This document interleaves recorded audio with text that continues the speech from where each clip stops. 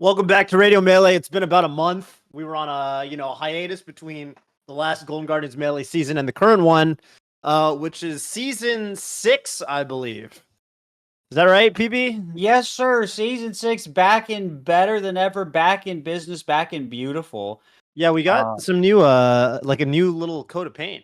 Yes, the overlay's looking right? good. Producer was a little worried beforehand, but you know what? They clutched it. The art team clutched it as they always do. And hey, look at the little Brave logo there. Very nice. Shout outs to Brave here for sponsoring this season. Brave browser, the browser that I do use on my phone especially. Just love having that extra little bit of privacy. So I was very excited when we got Brave as a sponsor because I've been using them for a good bit. Also, I got to say that for you Slippy people that might not have the most powerful computers, I was having some Slippy issues when I used to use Google Chrome because Chrome was it was sapping my memory. I'm not paid to say this, by the way. This is just my own personal experience. I actually switched to Brave browser because Slippy kept lagging because Chrome was using up all my memory, and I had a weaker computer back then, as you remember. So I swapped to Brave browser, and that really helped my issues out. And then I started beating people on Slippy. So if you want to perform better in Super Smash Brothers Melee, download Brave browser today. That's what I did, and it worked for me. There you go. But our first guest back, I should say our first guest on our first episode back, is of course Juggleguy, aka Robin, wearing a very nice shirt and calling us out of. Where are you calling us from? Hey guys, I am in Punta Cana, the Dominican Republic. Oh my God, Dominican Republic, very strong country in Street Fighter. Oh yeah, Street Fighter 6, 5. Oh, just historically, they're just a Street Fighter nation. 5 and onwards. Thinking of Menardi Gotcha. and Mono, the TO. Maybe you'll be inspired by. You know about Mono? He's a long time. He was that Fang player in Street Fighter 5 towards the end. He was dominating everything and he was winning all these tournaments and doing really well at super majors. And he's been a TO for like 10 years. And people thought, this guy's just a TO now. And then he started. I think he's from Dominican Republic. Maybe he's from started clapping people. That's the best when a TO goes down, sits down to set up and starts clapping someone, and everyone's like, "Wait!" I was like, "Wait a minute, you actually play this game?" Yeah. But Menardi was the one I was thinking of. Menardi, of course, is he's crazy in both 5 and 6, and he's definitely like he's also really good at Smash Ultimate, which is kind of funny, but he's definitely one of the guys that you expect to see in top 4s of tournaments. But anyway, really cool that you're out there, and cool that we were able to have you for this episode. So Big House around the corner. We wanted to get you on to talk about that. I was gonna say there's actually a couple Street Fighter players on this resort with me because I'm here as part of chess.com's company retreats. We just go somewhere in the Caribbean every year. This year happened to be Punta Cana, and our photographer is actually Rel from the FGC this year, who I brought on board. It's been really fun having him here as a guest.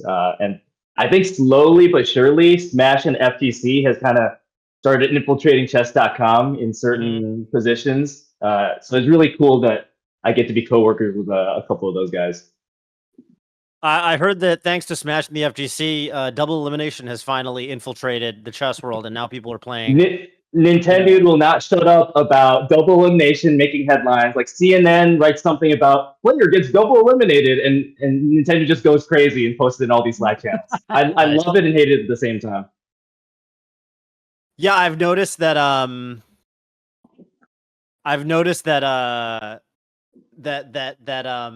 They're still kind of getting used to it when it comes to that. Like you said with the headlines, like what was it? I don't know. I saw a tweet that was about like MVL, getting the run back in Grand Magnus, and I thought MVL was coming from losers, but I guess Magnus was coming from losers. So I was confused. You would think Magnus came from winners, but no, he just got straight up double limbed. Right. Yeah. So like Gotham Chess made a YouTube video. I don't know if he was playing it up for content or something, but he was like, or he was unironically just shocked that double elimination was a thing that could be a tournament format. He was like, "Oh, wait a minute! If you lose once, you're still in the tournament." And it's just this whole thing. It was really funny. Now, double elimination, maybe you could speak on this a little bit. Double elimination has been around longer than Smash. We did not invent double elimination brackets. This is a tournament format. Oh, it's been around. Yeah. It's been around forever, right? It's like in it's used in I think wrestling, it's used in. I remember, when I played tennis in high school, and I don't know if we used single limb or double limb, but I remember I at least knew about double limb. Mm-hmm. Yeah, So I mean, it's a great format for determining the best player. Don't know about third place through last place, but at least the top two are going to be accurate, right? Yeah, that makes sense. That makes sense. Well, okay, so what are we? We're about 3 weeks out from Big House. Less than 3 weeks. Yeah, it's pretty crazy. So what is that like? I mean, you're in the Dominican Republic, which means you must have organizing the Big House down to such a science now that you can take a vacation and travel to like 3 weeks out. Everything's all locked in. There's no more hang-ups. Nothing really needs to work. It's just all processed at this point, right? This is fantasy land that you're speaking of. It is not quite that streamlined yet. I would say not 3 weeks out from hosting a really big tournament is actually the busiest week. It's not the week before the events, because 3 weeks out you have all your printing deadlines, the rec deadlines usually around there. All the partners, vendors, organizations that want to be involved in your event. Usually, like all those questions kind of get compressed into that 2 to 3 week out time frame. So I like the last 3 or 4 days have probably been the busiest of the year for me, which unfortunate timing with me coming to Punta Cana, but chess.com usually does that late September, early October. So I wasn't going to say no to that. You're just and working. I do have internet else, here, so it is okay. I'm hanging on. What do you what do you wish people knew about, before we get into, and by the way, I should really advertise this because maybe people forgot how we do things around here. Oh yeah. Fredo Mele, yeah, we're only going to be chatting with you, one-on-one like this for a couple more minutes, and then we're going to be bringing in some callers. But we need some callers because we need to get some questions in the Discord for people to come on live on air and talk to our friend Robin. So what we're gonna do is I'm gonna type in !Radio Melee in my channel, and you can just click on that link, join the Discord server, and ask us any question you want about anything you want. It doesn't even technically have to be related to Melee or tournaments, but of course we do have Robin on, so we've got a subject matter expert. It's that simple. Just click on that link, join the Golden Guardians Discord server, and you get to talk to us live on air in just a couple of minutes. So yeah, get your questions in. But yes, in the meantime, I should also point out, by the way, since we are back, and therefore we got our YouTube audience and all that. Do want to advertise that we are back on the regular rotation. So every Tuesday, 3 p.m. Pacific and 6 p.m. Eastern. Of course, those are the times that we do this live on Twitch.tv in my stream and PP's. Yeah, so if you're a regular YouTube viewer or if you're one of the audio listeners on Spotify or whatever, you're going to want to come by the Twitch stream eventually so you can talk to us live. But okay, so that being said, Robin, what do you wish that all these people out here, what do you wish they knew about running a tournament and what do you wish maybe you could tell yourself you could go back in time 10 years? Because it's been about 10 years. Yeah, more than 10 years. It's been wild. I would say from like a very high level, like a 30,000 foot view. I would say, as with any creative endeavor, there's never a point where it's quote unquote perfect. And at some point, the person who owns the initiative needs to draw the line and be like, this just has to be good enough for the amount of time that we have, for the amount of human resources we have, for just the bandwidth that we have mentally and physically to do an event in a creative vision that we want to do it for. So I think it's just like it's part of the whole tournament organizing. It's part of a big machine. Like it's getting the players happy. It's satisfying the stakeholders, like all the organizations and the viewers and the people who might not necessarily be at the event. But it's also like marketing and figuring out the logistics and everything, especially in FGC and Smash. I think is kind of propped up on the backs of homie relationships, and a lot of people do not get paid fairly, and it's just like very tough to be sustainable. And I think I just want people to know that it's all part of the the machine of like you're trying to intersect the creativity and the logistics and what you want out of the event and what people expect out of the event. Very difficult to balance, but I think the best organizers find some sort of middle ground that they can live with creatively at the end of the day. So it's like perfect is the enemy of good, essentially. Yeah, sure. You know, I should have just gone with that. Why did I go on for like 2 minutes there? No, no, that was it was better. It was better the way you said. I just said like a idiom. You know, anyone can spew idiom. Yeah. But you're speaking from years of perfect. experience. I like it. Perfect's the enemy of good, and never let a good idea prevent you from like it. Never let your plan get in the way of a better idea, I should say. Never let your plan, because sometimes you gotta be flexible. You gotta like adapt to the circumstances. Yeah, and admittedly, I have not been the best at that in the past, but it's also like surrounding yourself with people you trust, good staff members who can cover your blind spots and point out when there's a better idea that is that should trump whatever current plan that you have for the event. Okay, I like that. And I don't know. Are there any, like, I don't know? Are there any? I mean, maybe it's the wrong word. As a player, you know, you draw inspiration from other players that maybe play your character or whatever. As a TO, I mean, do you draw these lessons largely from your own experience, or do you feel like there are other TOs in the kind of space that? Because I know y'all talk to each other. Do you ever feel like you kind of get inspiration from what some of the other ones are doing, or? Yeah, Toph, I whenever I go to an event, I am always like on the lookout for little details that other people might miss. Like to the untrained eye, you would never notice, but I'm looking at stuff like, you know, the lighting, the floor plan, the space in between setups, how the workflows work. I'm a big fan of all these things, and I copy those that I like until I understand them. And it's only been pretty recently, probably Big House 9, 10, and now 11, that I've started to understand why some of these things are the way that they are. You said lighting. But yeah, just like, yeah, lighting's a huge one. And honestly, like, we don't have the luxury of having the budgets in Smash and FGC. Not most of us don't, to play with lighting. That's mostly like something that takes your event from a 90 to a 95. And a lot of us are living, you know, from 70 to 80, like, you know, the creative endeavor scale that I was saying.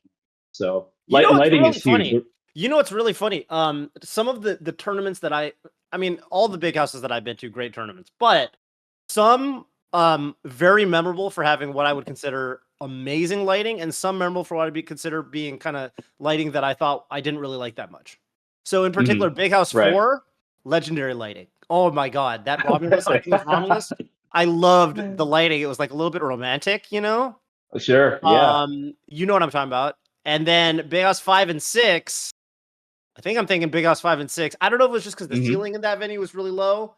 But I felt like the room felt a lot smaller in not a romantic way, kind of aromantic. Yeah. Oh, dude, high ceilings are the most underrated part of any venue, and nobody thinks about it. But it's just I think about it. I have an eye for detail like that. You're enough of a seasoned veteran to know these things, but like, if you gave somebody like a first time tournament attendee and then they go to a tournament for a year or 2 or 3, like this is not even crossing their mind, even if subconsciously that was affecting their event experience. Lighting effect, of course. I mean, you know, if you work in anyone who works in film or the entertainment industry, I mean, lighting is the first thing. Actually, shame that, you know, kind of this tournament went the way that it did, but main stage was not the first main stage. First main stage was only okay. But the second and third main stages, amazing lighting that the Summit team. I don't know what the hell they did. You could see it in the camera too, and it was so good that the commentators wouldn't shut up about it, myself included. Everyone was like, "The lighting here is incredible." I love the. The name escapes me, but the BTS production designer, I'm sure he handled it, because like some of the later summits, just like the room that players were in, the decor and the mood of that was just like very carefully planned. It was clear that it was very intentional to me. So I wish I could have been at main stage 2 to like see what you were talking about, but that doesn't surprise me to hear that. I think it even came through on the camera. Like if you look up, what's a famous set? Okay, let's say Leffen versus Wrangler. I know that was on stream. Mhm. Yeah, if Yeah. you look up anyone watching, if you look up like Leffen versus Ringler main stage, like I think you can kind of immediately see what I'm talking about with regards to just and there are even some shots that make it look even better. This is just kind of one part of the stage, but already I think it just looks really it's just nice. Like, look at this. I'm just looking at this Leffen versus Ringler backdrop, and it just looks so beautiful. In a way I gotta that take notes. yeah, it doesn't always look that good. So I don't know. I don't know what it is. But anyway. Yeah. But yeah, I do really appreciate kind of you saying that, because I always sort of wonder like how big of a, I mean, I'm sure it must be really interesting, and it must give you a lot of perspective coming into the chess world. I mean, I remember talking to the Chess Bra guys about this, because they visited Get on My Level, and they were kind of really impressed with obviously Gommel, they do a great job, especially these days. I mean, that tournament's going on for a long time. They do a great job with a lot of the stuff, a lot of the attention to detail stuff. Yep. And Eric and Amon from Chess Brawl were they kept remarking like, oh Yeah. chess tournaments don't have anything like this. This is really, really. It's so funny you mentioned that, because like I've been to a few chess adjacent events, not like a hardcore big chess tournament, like whatever the chess equivalent of the big house is. I haven't been to that, but I've been to like a TwitchCon with a chess booth at it. I've been to candidates in Madrid, just like randomly, the company set there, and then I've been to like a Scholastic event with all middle schoolers and elementary school. So like they all have these different personalities of their events, and they accomplish what the attendees want. But also, it's clear that the organizer has some fingerprints over like the decor and the mood and the vibes of the event, which I really appreciate. Yeah, that makes a ton of sense. How are you feeling about this big house? I think we talked to you last year, and I mean, I know it's different every big house, but you were saying that, I think you were, the last time we had you on, I think you were remarking that sometimes and it kind of fluctuates. You're saying that some years, I remember you said this last year, you were like, yeah, some years it's like I'm not that confident, and I'm feeling like I don't know, and then some years you're like, oh, it's gonna be amazing. What are your sentiments right now? I mean, we're 3 weeks out. Obviously a lot is subject to change, but creatively I feel good about what we're doing. Like just having something that is more than just setups in a warehouse, right? So there's actually activities to do outside of the event. My internal metric of success is like, if I can recommend this event as a spectator to somebody outside of the Smash circle, or like a +1 of a friend coming, then I feel like I've accomplished what I want to. And someone last year, entering. Yeah, exactly. And last year I think was literally the 10th big house. That was the first big house where I feel like I could legitimately recommend a non-Smash friend or +1 of somebody to come in on a Saturday and Sunday, and they would legitimately enjoy that event, knowing nothing about Smash. So like that's kind of the direction I'm going in, and I feel pretty good about that in terms of the variety of stuff we're offering. There's a few challenges, like in the past year. Obviously, there's a lot of shit that's gone down. So there's a few things that we've had to tweak just to survive and adapt. But I think to the untrained eye, at least for an in-person attendee experience, that's something that I still hold sacred. I feel like it won't be that noticeable to the untrained eye. But like, for example, we're not going to have 4 streams this year. It's going to be 2 streams. But that's just decisions that we have to make. But hopefully not sacrifice the core experience of the event of somebody going to it. For sure. When you say 4 streams, you mean 2 for Melee, 2 for Ultimate? Yeah, we had that last year. It wasn't like strictly 2 Melee, 2 Ultimate. It was some variety content here and there. But yeah, last year it was 4 streams, and we had the luxury of doing that last year. But this year, not so much, with just a lot of stuff going on. But it'll be 2 this year. Okay, got it. Okay, last question. Every year, Bobby Scar hits me up and he's like, Toph, do you know that Juggleguy is having us do the reads live again? And he never asks us. What do you think about that? In kind of an angry way. And I have to talk him down, like, Bobby, don't worry about it. Robin's an old friend. I'm sure he means well. I'm sure he's just got a lot going on and he forgets to ask us. And he just assumes we're down because we're so good-natured. And he's like, well, you're probably right. I noticed today a tweet saying that we'd be doing the reads live again. I wasn't notified, but what do you think about this trend that has been going on for the last couple of years? What's funny is I think in previous years I've notified you, but not Bobby. No. But then this year was the opposite. Oh, Bobby got I don't know. Bobby got notified? At least, this was a verbal confirmation in a phone call with Bobby about 3 weeks ago. Okay, but that's good. That's I fine. did not have time, or I did not find the time to That's you, okay. which As I long as Bobby knows, I think we're fine. Yeah. He does know about it. Yes. Awesome. Okay. As long as I don't need to talk Bobby down. And I know the drill now. If you tell Bobby to do something, he's not going to project manage that. You got to do all the heavy lifting, but he will show up and be the talent and be phenomenal. Yeah. Okay. So that I can do. I've got project managers. Let's go. Awesome. Okay. All right. Well, before we get into the callers for the episode, we got a couple.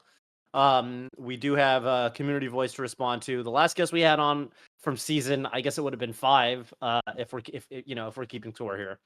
Well, the last guest we had on was Aklo, and we've got some community voice responses from Aklo, basically asking about, I guess, mentality in Super Smash Brothers Melee, right, PP? Yeah, he was saying, well, who has the best mentality, and then also kind of as a follow up, he was also saying, well, who handles salt well? So he kind of asked a two-parter.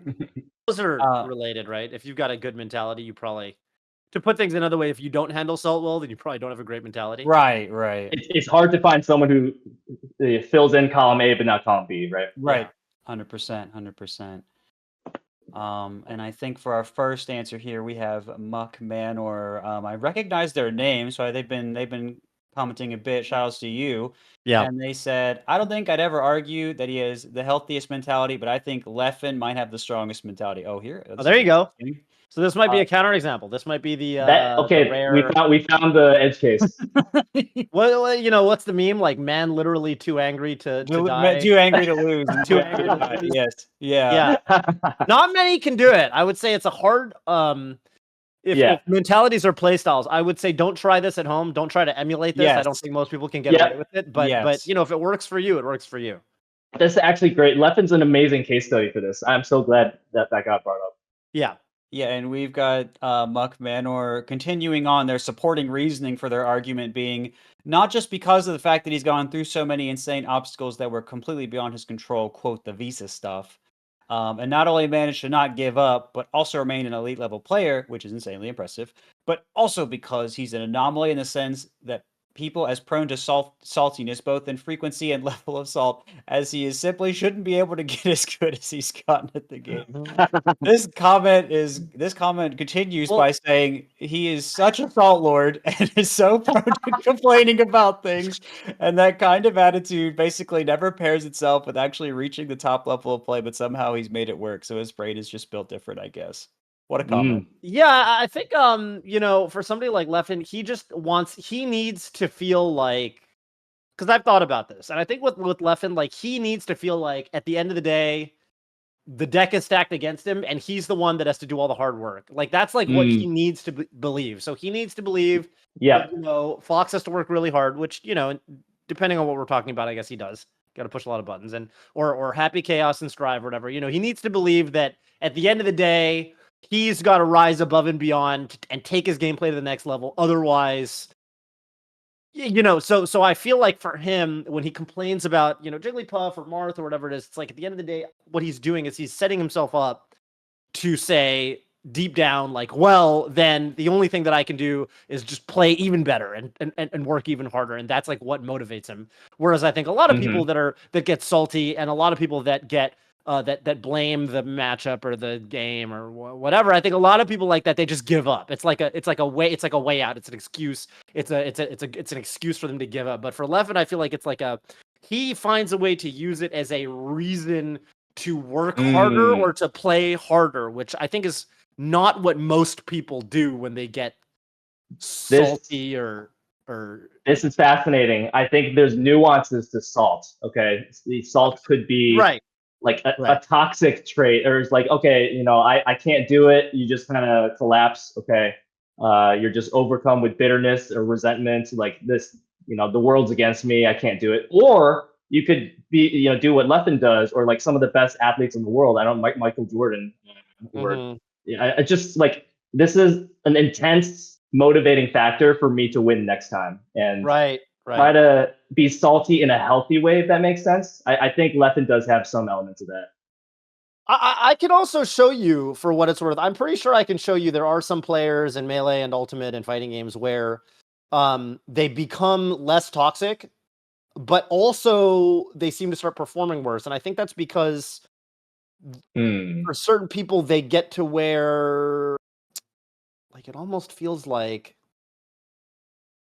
it feels like they become a better sport, and they're taking their losses better, but also they just kind of care less, and that's why they're taking their losses better. So you don't want to see that either. Sometimes you see these top players, and then all of a sudden they're just like, they're total sweethearts, but it's because they're not as motivated. Some people can't do that. Ways. Yeah. Some people can't.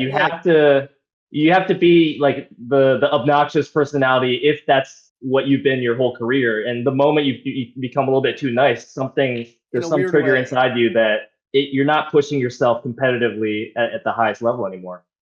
Yeah, I remember I saw something where I don't remember who it was, man. We were talking about, maybe it was an Ultimate player, but it was like, I don't remember, but yeah, somebody who just like, wasn't performing as well, but it also just like seemed like they're like, they're like, whatever, it's okay, get them next time. And then it's like, yeah, so I don't know. It's important to strike that balance. I do think Leffen's a pretty fascinating case study.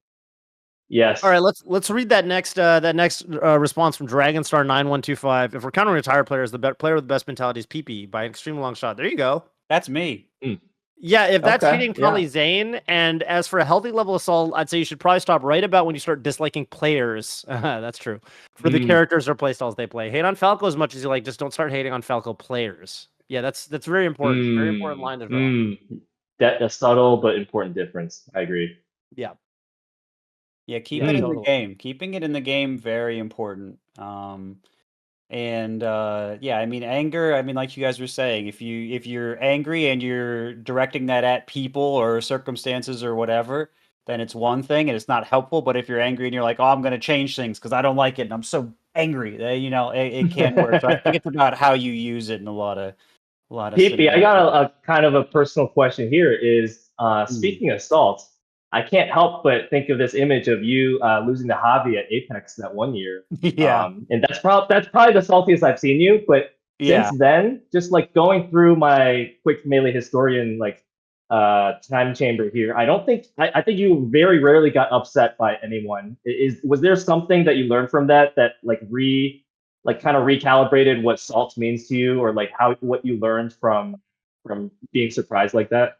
I think there were a couple other instances that year, but really that year, and especially those instances, especially the Javi one was like just the whole upset and everything was a whole wake up call about not just the way I was approaching the game, but the way that becoming a top player had changed me, the way that I needed to interact with games. Like something had to change because clearly, if I'm this mad, and I was never this mad playing Melee, or at least never like publicly that mad or anything like that, I was like, oh, this has to change. And I think that's where the anger also kind of went, right? Like I was like, okay, well, I'm mad about this, and what am I going to do? And I think that question of what am I going to do, I think some people don't ask it, or they don't know what the answer is, or like I'm just going to work harder. And I think that can work for a lot of people, but sometimes you got to say, well, what if I try something different? And for me, trying something different meant, how do I still get results? How do I still try to do well without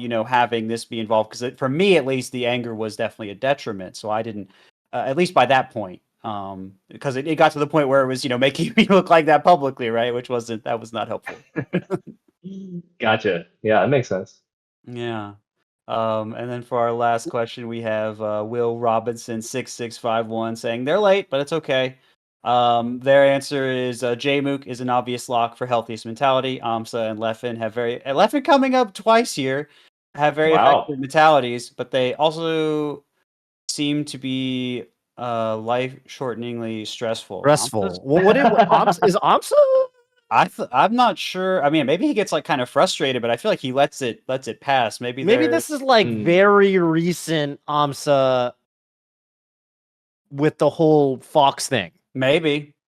Also, this was probably written before offseason. Offseason, Amsa was back to the thing.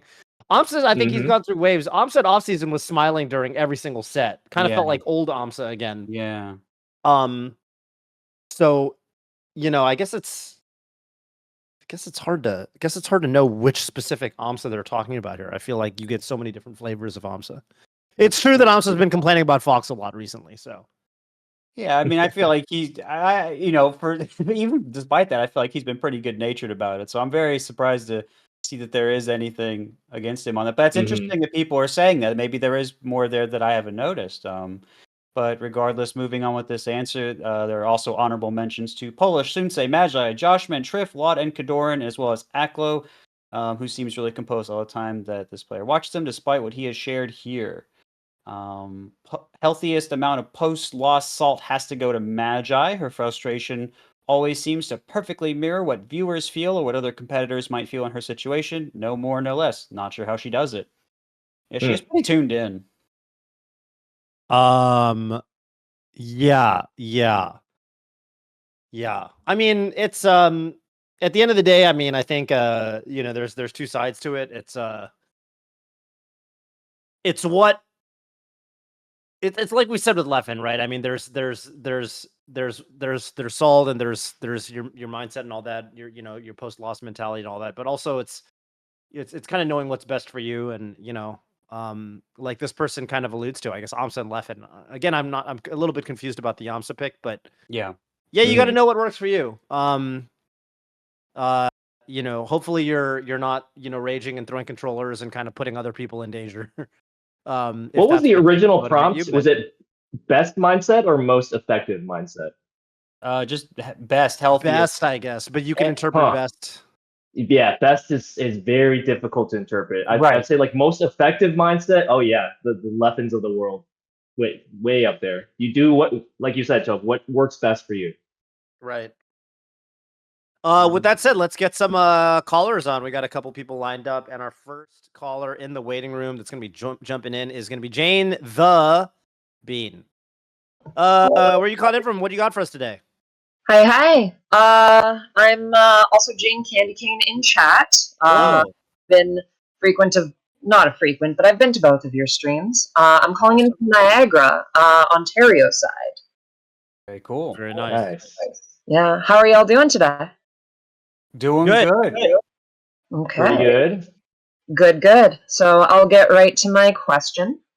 This might be a little bit of a contentious one. Definitely seems like there's a lot of Twitter debate about it.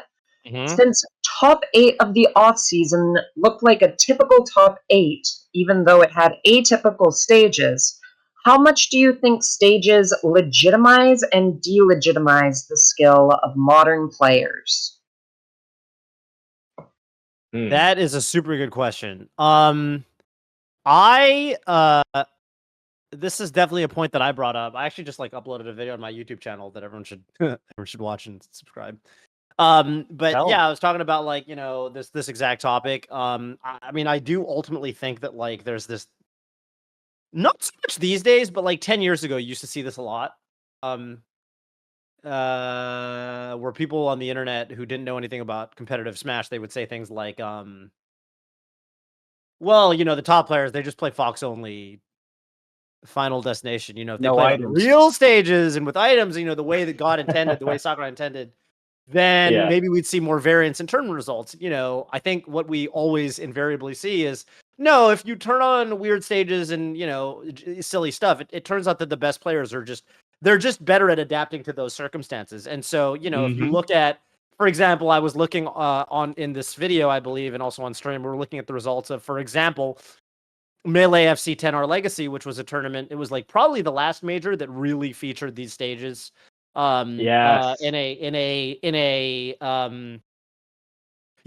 a capacity that this was a pretty big tournament. It was a pretty big deal. For anybody who hasn't seen it, Google Dark Rain 5 knees versus SFAT on I know Dark Rain SFAT is so funny. Oh my god. Go on. Sorry. No, that's a great video. But yeah, I mean the results of the tournament, Mango got first, Hungry Box got second, stop me if you've heard this one before. I think Axe got third, SFAT got fourth, etc. So it's very normal tournament results. If I showed you the tournament results for this tournament and I showed you the results for other majors around the same time, you wouldn't be able to tell which one had the weird stages. It would be impossible. And I it's kind of the same way for off season, with the exception that I think with off season, The interesting thing is that I actually, as a Fox player, I do not think that Yoshi does better on Corneria Mute City against Fox. I think Fox actually wins on both those stages harder than he does on normal stages. But I think that Amsa came into the tournament. If you watch his streams leading up to the tournament the week of, Amsa was much more prepared to use those stages. He was labbing them. Amsa's that guy. He's that guy who labs the Mute Cities and Cornerias before the offseason. Right.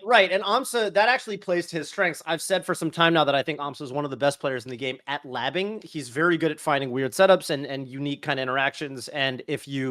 But that's playing to him as a player, not his character matchup or something like that, right? Like, I think Fox should beat. I mean, Fox Yoshi is good enough on Corneria that Zane went Fox Corneria and took a game off Amsa there, even though Zane doesn't really play Fox in tournaments. So you know, on paper, you have one outcome, which is that Amsa should do much worse. In practice, Amsa is so much more prepared, and I think he came into that tournament like with Batman level prep on those stages.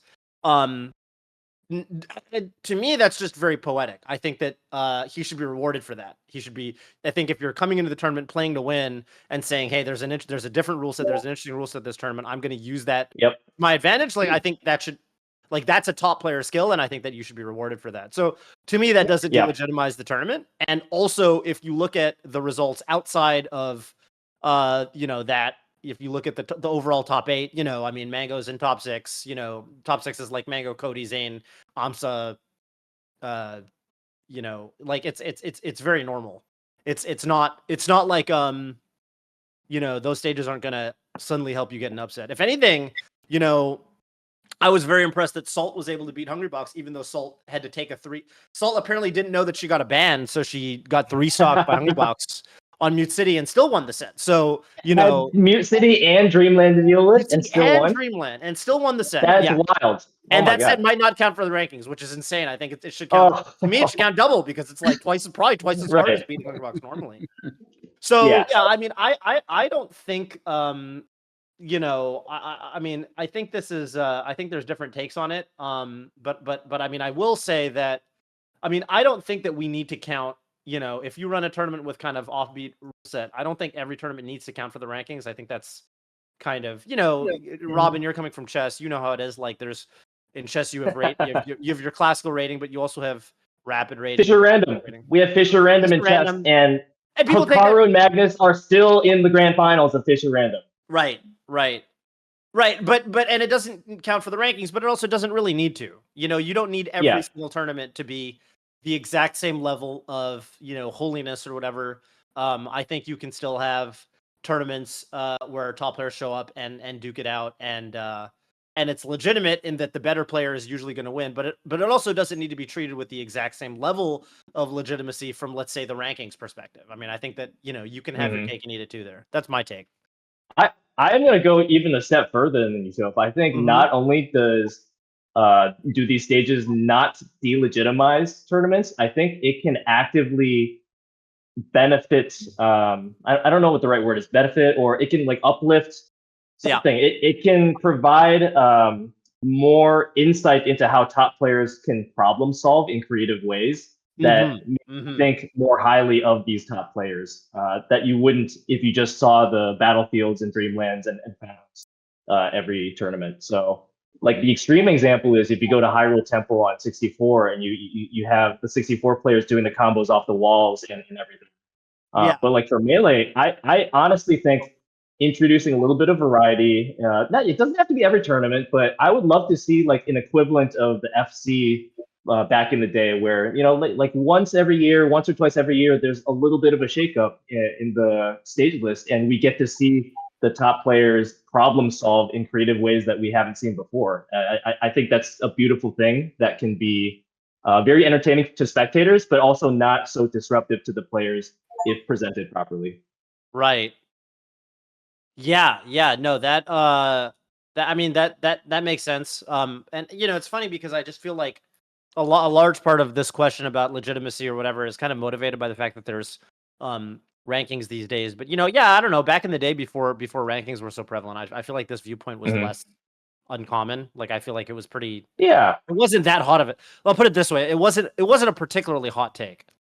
And I get the rankings angle, but there's also like, look at tennis, the ATP rankings. That's a year-round thing, but like a third of the tournaments are played on clay, a third of the season, and then like a half of it is played on hard courts, and then there's like 1 month of grass. So I mean, there are other like pro sport examples here of different rule sets, or like the playing surface on tennis is wildly different than like the difference between Battlefield and Yoshi's Story. So I think it can introduce a lot of good into both the playing and the spectating experience. Okay, so PP, you haven't gone yet. Now I see you as kind of a purist, so maybe you're gonna have a different. I'm expecting you to have a different take, but maybe I'm wrong. Well, I think it is important. It's interesting to be able to adjust to these other stages. Yeah, I also think that people that like everyone has a line. I'll put it this way. And some people's line is anything that's past what we have now.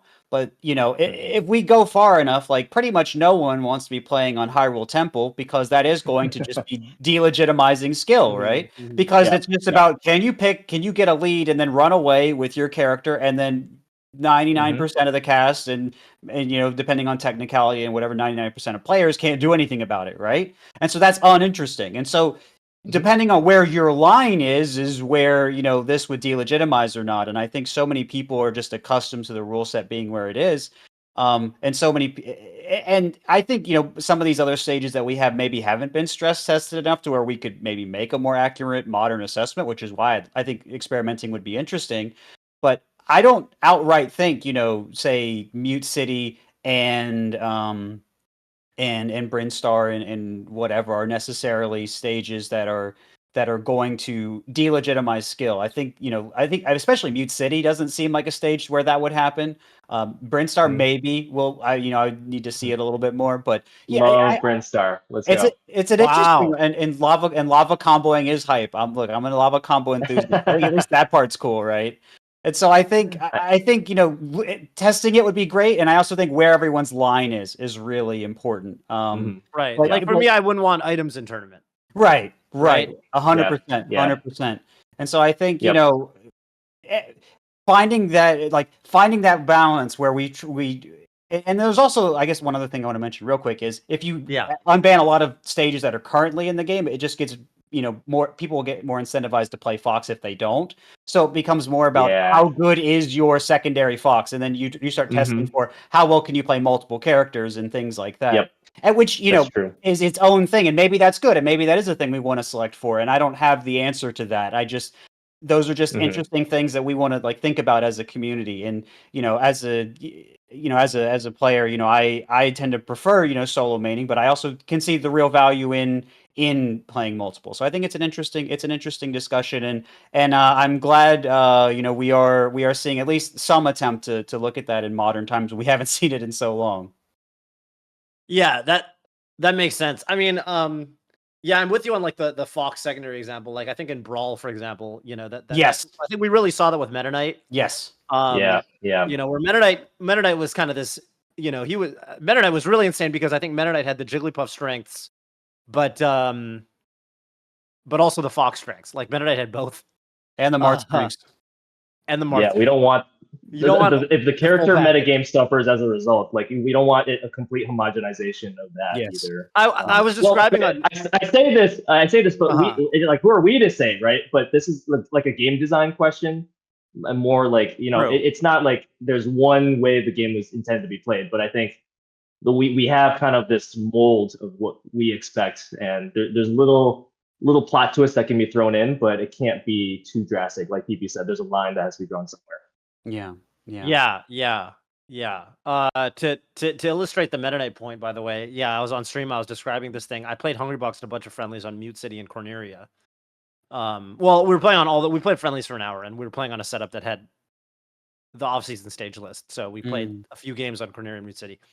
And on Mute City, he would fly under the stage and he would up air 5 times. Not 5 times, 3 or 4 times. You don't want to run out of jumps, but 3 or 4 times. And he'd up air such that I couldn't interact with him. And I couldn't really see where he was because of the camera. And if he hits you, he can combo you, sometimes in a rest. And then if he doesn't hit you, then he just like wave lands onto the stage or air dodges on the stage and he's fine. And then he just does, and then he runs off the stage and does it again. And I described this to people and people were like, oh, that's just, so what you're talking about is brawl sharking. And I was like, oh my God, yes, they actually have a term for that. And yeah, Meta Knight will fly onto the stage and just do that with up air. Yep. A classic, no risk, high reward. No risk, high reward. Yeah, no risk, high reward. And I was brawl like, sharking. this is unbeatable. Yeah. And then, you know, as a side note, Hungrybox didn't beat me on Corneria. That was the only stage he couldn't beat me on because that Let's go. Really truly is that bad that a commentator can beat one of the greatest players of all time consistently. So yeah, I'm not saying that these stages aren't, you know, there has to be some, you know, you can't just have, you know, for example, if it was just the default stage list and then, oh, by the way, now there's also Corneria and you could just go there and you don't even get a ban. Yeah, that's going to skew things. You know, I think the rule set to a certain degree has to be somewhat thought out. I did work with Hitch to kind of come up with the rule set for this tournament, by the way, because he hit me up and he was asking about, well, if we do Mute City again, what happens if Hungrybox shows up this time? And I was like, well, what if you have one stage that's good for floaties, but also one stage that's good for spacies or fast fallers? And then you give stage bans in best of fives. And that's kind of how they got to the rule set that we ended up with. Which I think is better that way, you know, if you have two guys that are pretty by the book and they don't want to play on the weird stages, they can ban them. Part of me wishes there was a very clear 7th most neutral stage in singles so that we could do best of fives with a ban. And there isn't. Yeah, it's just there's not one clear standout, right? It's unfortunate. Yeah. I like the idea. I always like the idea of having an odd number of stages just for striking and banning. Yeah. I was really attached to back in the day. I was really attached to having Stadium as a counterpick and I guess either Brinstar or Kongo Jungle as a counterpick. And then you have one stage that's good for floaties and one stage that's good for fast fallers. But okay, I mean whatever. Right. You know, you're splitting hairs at that point. Anyway, thank you for the question, Jade. I think that's a really pertinent one, and yeah, great question for us. You got any shout outs you want to do? Thank you for the answer. There's actually just one amendment that I want to give. Yeah, sure.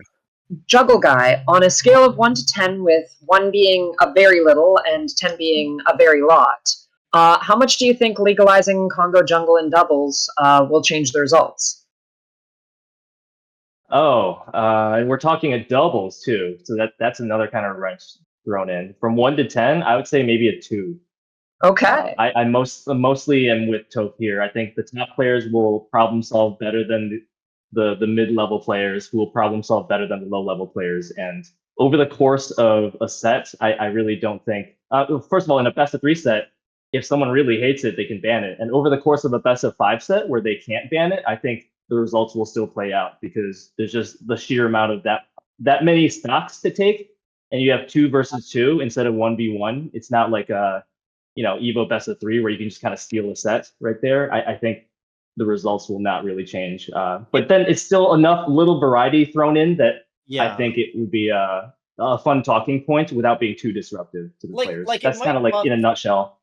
It might, for example, buff like Hungrybox's team. For example, it might be enough of a push that if a set's going to, you know what I mean? Like in finals, if a set's going to game 5, there's no bans in best of 5. I mean, I think that there should just be bans in best of 5s. And as far as I can tell, the only reason we don't have bans in best of 5s is because Marth players, I mean the Crimson Blur, keeps arguing that we shouldn't have bans in best of 5s for unknown reasons. It's preposterous, bizarre to me. You know, Mute King goes to FD twice in a best of 5 set, and you know everyone's like, "This is bullshit," and Blur's like, "Yeah." So you know, and you know, we gave Blur the keys to the castle, so we all have to fucking sleep in the bed we made. But to me, if there should just be bans in best of 5s, and then it's just a non-issue. If we had a 7th stage, this is a larger conversation. You know, legalize Brinstar 7 stages, but we have a ban in best of 5. Do people like that better? I think everyone likes that except Marth players. It's a fair question. If I could add my 2 cents. The Marth players are doing fine. The Marth players are doing just fine. They're winning everything. I don't feel like we need to cater to those guys anymore. I understand that for years we felt like we needed to throw the Marth players a bone because Mewtwo King was the only good Marth and he'd go Sheik. You know. Yeah. Anyway. I've always thought that the grass transformation in Stadium should be available. since we can freeze stadium, why not freeze it on grass? Oh wow, it's a separate counter pick. The grass would die. The grass. Sorry? Yeah, too much exposure to the. The grass would wither up. Yeah. And for my shout-outs, I just want to shout out the Niagara region. I want to shout out my friend Dare, who finally won a tournament in region after like 7 years of competing. I wasn't at that tournament, of course, but you know, we have to uplift whoever we can. And yeah, thank you so much for having me, and enjoy the rest of the podcast. Thank you. Thank you so Thanks, much. Jane. Appreciate that, Jane. Thank you. Yeah, it's a very interesting question. I expect even among the top players, there's a lot of, I mean, you know, you saw a ton of different philosophies among the top players at off. Like some of the top players were going there every chance they got, and some of the top players, you know, were just kind of avoiding it or didn't want to think about it. So it's also interesting that all three of us are like pretty old school. So we come from the era where we were playing on Brinstar and Rainbow Cruise, right? And so no, it's true. I have to imagine that different mentality, and that like the line that PP talked about, especially with any Slippy kids or even Doc kids, I think the line is much more conservative. I think Slippy kids don't. I think they get. I don't think they have a good time on April 1st when the Slippy stage list is April 1st. That's my favorite day to play Slippy. Yeah, I know it's exactly. Great. They quit out on mid game every here. time. It's a different mentality. I think it's just a different era. I don't know. Mm-hmm. Well, all right. Let's get our next caller on, and it looks like it is going to be Jackzilla. Hello. Oh, Jackzilla. Love Jackzilla. Ooh. All right. Maybe we got a spicy one coming up. Long-time listener, second-time caller. Hey, where are you calling in from, and what's your question for us today, sir? Yeah, calling in from beautiful Oakland, California. Nice. Within love Oakland. Yeah, me too. It's just across the water from me. Yeah, one day I'll call in from outside of your house, and that's when the restraining order comes out. Awesome. So excited for you. Can't wait. Here's my. I don't have that spicy of a question. I'm here as a normal person. I'm off duty, so the hot taking is relatively lower than normal. This is not outside, Jack. This is right. Normal citizen of the world. Golden Guardian citizen. That's got right. it. Okay. Coinbox entrance. I'm doing research because I'm gonna do some commie tonight, and I never like to research gameplay. I always like to research various meta elements that are irrelevant to most of the viewers. And I saw that Coinbox entrants are stagnant and slowly declining. Basically, they are kind of stable, right? They're not declining by some huge amount every time. And I'm starting to wonder if this is just kind of a normal cycle of Melee each year, that it starts off with a huge bang and everybody's wanting to go to everything, or if this is something more indicative of the state of online Melee, or what. I want to know what should the Hungry Box team do to spice up Coinbox, because it seems to me that this is like the rent-paying event and viewership bringing event for Melee right now. Okay, I've got a couple ideas. So here's the first one. They range from. Do you want? I'm going to give serious answers and also bullshit answers. Oh yeah. Should I start with what do you want first? Serious or bullshit? God, you've made me a host. Give me your serious answer first. Okay, serious answer. We'll bullshit a little. ICFC does this. ICFC is the fighting game series that 10-0 runs. They do seasons and they do rankings at the end of each season. They publicize the rankings. They say these are, and you get a certain number of points. So let's say you get first place, you get this many points in this place, and you can do fun stuff with this, right? So let's say Coinbox has like a 3-month season, and at the end of the season, the top 3. Imagine if you win it, you get, it's like the highest person on the rankings that doesn't have a full-time sponsorship, which is, in this case, it's Cody Schwab anyway. So it literally, it's just the highest person, like gets flown out to a major or something like that. Yeah. Some kind of alternative. I mean, they have the budget to do it. They're working with Coinbase. They've got Fenric Lamar, highest placing person gets to dunk Fendi. That is his day in job, a dunk tank. Right? Like dunk tank, Kendrick Lamar. I just think there's a lot you can do with that kind of system. Give it some level of continuity from week to week beyond. I mean, it's basically power rankings. How do you get people to go to your locals? I mean, I went to my locals because I wanted to be on the PR. Top players go to majors because they want to be in the rankings. And I think online tournaments have been stagnating because they were at their peak during the Slippy era when there weren't rankings. Now there are rankings, but only for offline majors. Online doesn't count anymore. We've had the idea a couple times. It keeps getting brought up of like, what if there was an online rankings or something? I mean, Super Smash Brothers Ultimate, they have more than one official rankings. They have their PGR, whatever. It's not PGR anymore. I don't know what's it called now. Is it just alt rank or what do they call it? I try not to pay attention. Okay. To that. Let's just say PGR, but they also have like Orion rank, which is run by a separate team, and they use different criteria. You know, their rankings, they actually merge the different regions. So there's instead of there's the NA list and the Asia list or whatever, they actually attempt to merge them. And I think that's fine. I think you can have more than one rankings.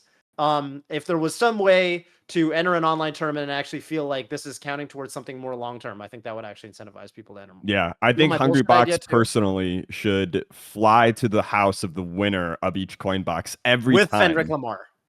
Yeah, and they present them with the key to the city of Coinbox. Right. I do think that he definitely is not kind of putting in the work that I'd expect from our Puff Overlord. Yeah, I think it's tough when there's no, if the only prize is money, which is awesome. I mean, I think the crypto, we need some intrinsic motivation. We need some intrinsic motivation. And because, the thing is, people are going to realize, hey, Cody enters every week and I can't beat Cody. So you need something, at the start, people are like, oh, this is awesome. I mean, he's putting all this money towards the Melee community and, maybe I can get some of that prize money. You can't get any of that prize money. Cody is the Sephiroth Ken of online gameplay for sure. Exactly.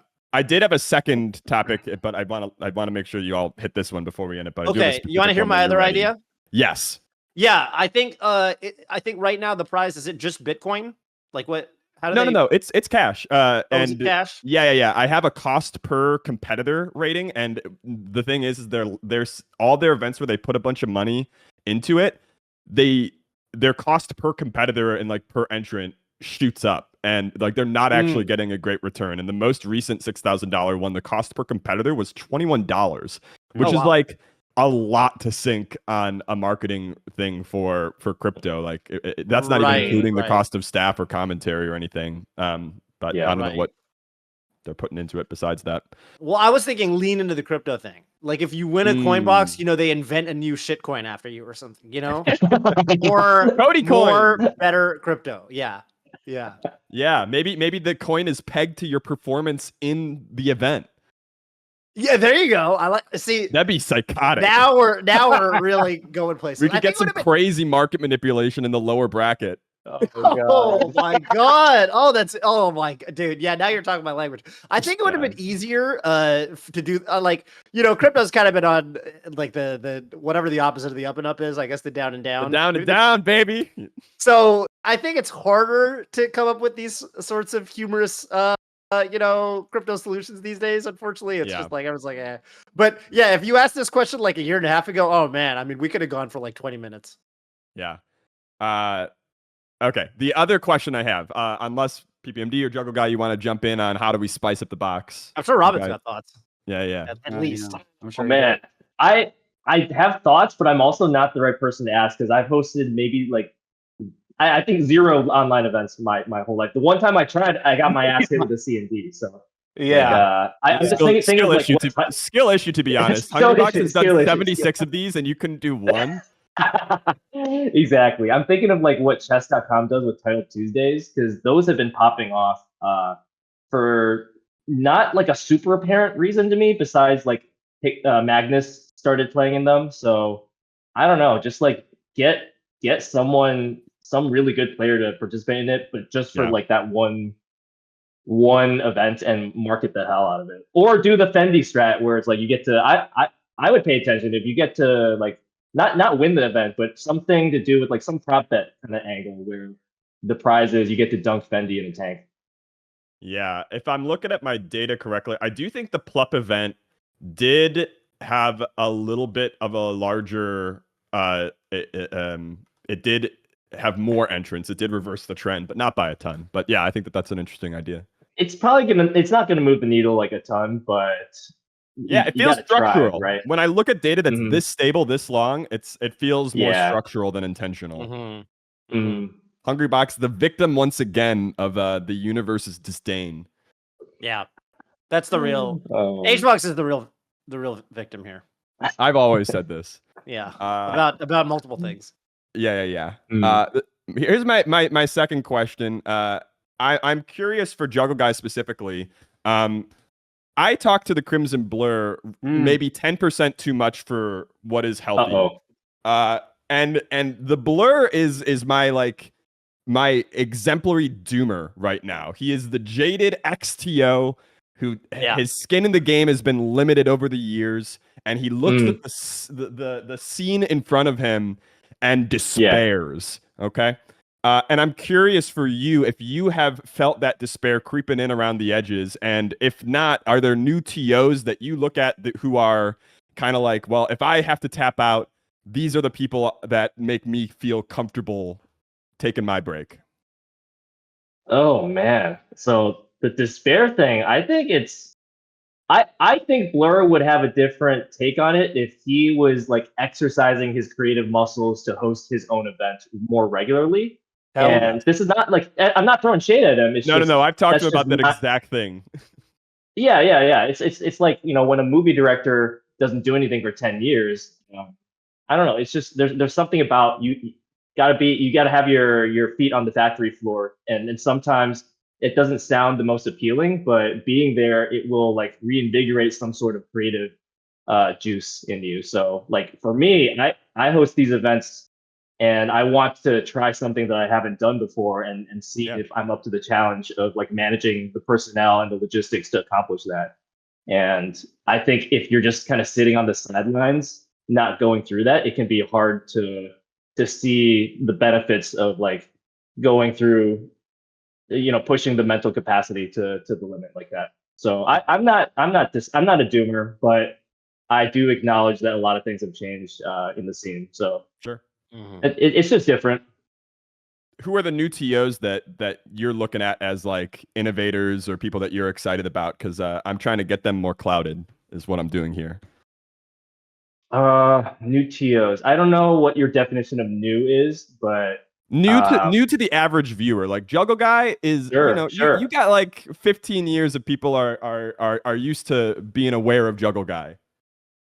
Yeah. I was just reading up like a post-mortem tournament report from Coin, who is also based in Michigan. And I think he has a lot of really good ideas for increasing the average player experience for, you know, just not going 0-2 and just kind of bouncing from a local, right? Having like multiple, like there's a gold bracket, a silver bracket, bronze, copper, you know, ruby, all that kind of stuff that you see sometimes at like AAU tournaments, like high school athletic tournaments. I think those are good.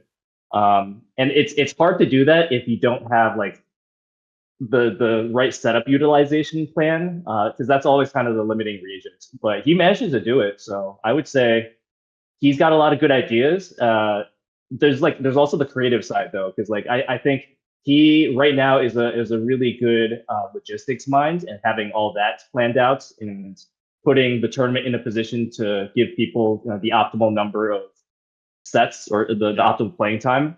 I don't know how he would do with like managing a big venue, and you have to figure out what to do with the casuals and what this looks like with the floor. But I think given the opportunity, he would do a really good job, and that applies to a lot of TOs who might be like the local.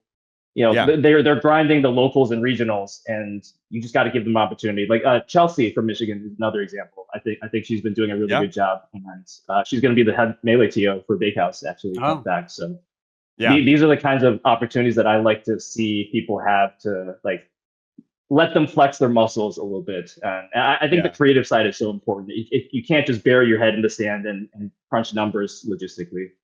Yeah. One of my soapboxes that more TOs for like the super duper majors, if they are feeling that weight start to come upon them, to have a succession plan, and like actually like train new people. I think there's been a lot of tournaments over the years that just like didn't actually think about the day that they would get tired and then they just die. Yeah, that's a shame. Yeah,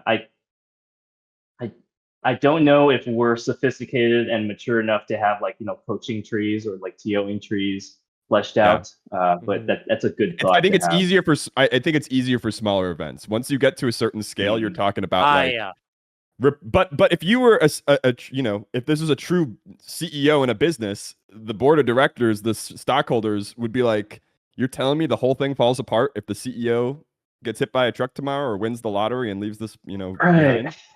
I think that's kind of a risk. Sorry, PP, I talked over you. I didn't say anything. Oh, thought I heard you. Nope. I was just enjoying.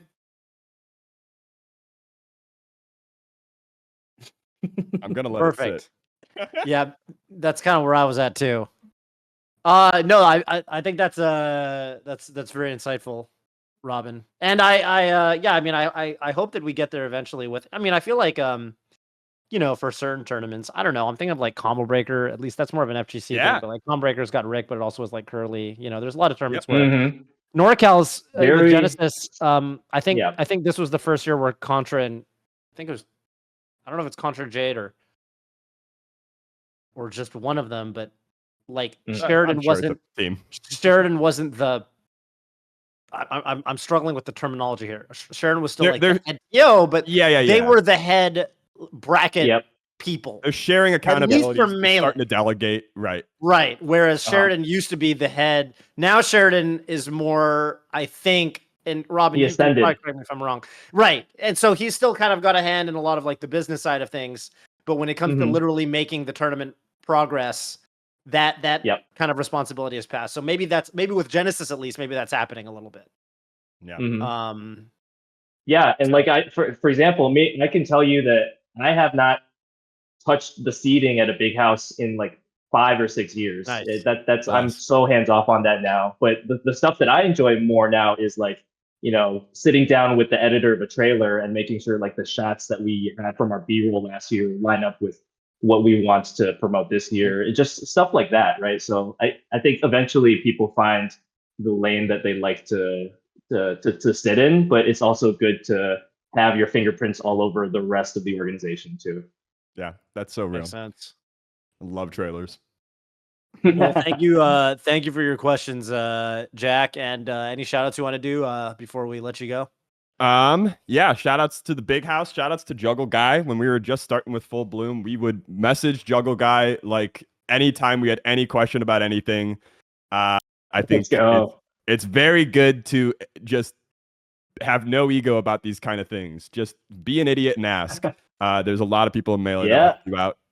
Coinbox tonight, go watch it. It's gonna be me and the cheat on for a little commentary. We'll see if we I never know how the interactions with Juan are gonna go, if he's gonna pay attention to us or kind of be an NPC.